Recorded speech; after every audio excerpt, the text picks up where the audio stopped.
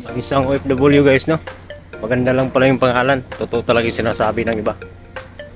Na pag nandito ka, sakripisyo,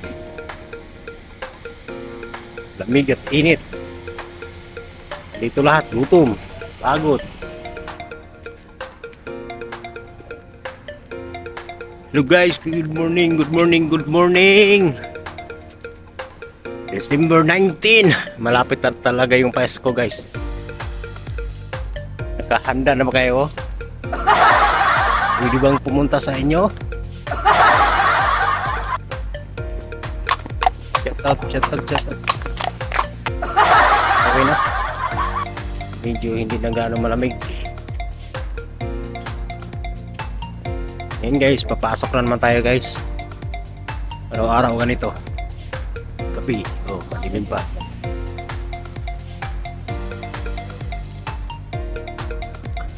Ang isang OFW guys, no? Maganda lang pala yung pangalan. Totoo talaga yung sinasabi ng iba. Na pag nandito ka, sakripisyo, lamig at init. Dito lahat, gutom, pagod.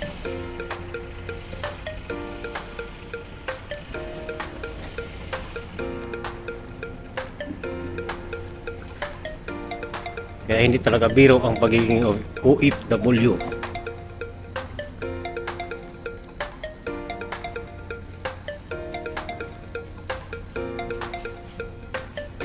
Shout out pala, no, sa mga viewers.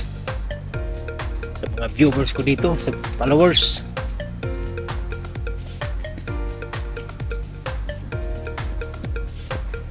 Okay guys, papunta naman.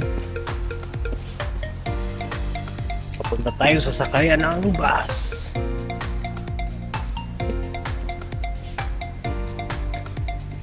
Papunta tayo guys kasi pasok na tayo.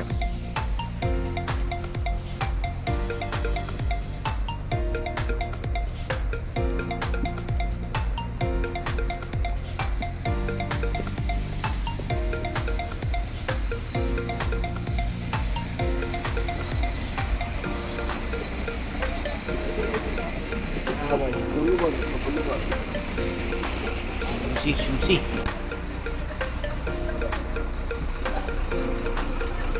Ayan guys, bus na puno na.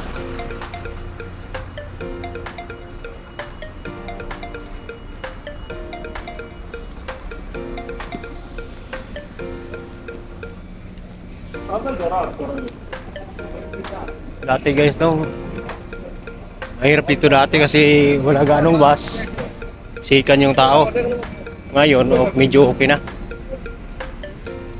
wala na ganong tulakan. Okay guys, sasakyan na yun.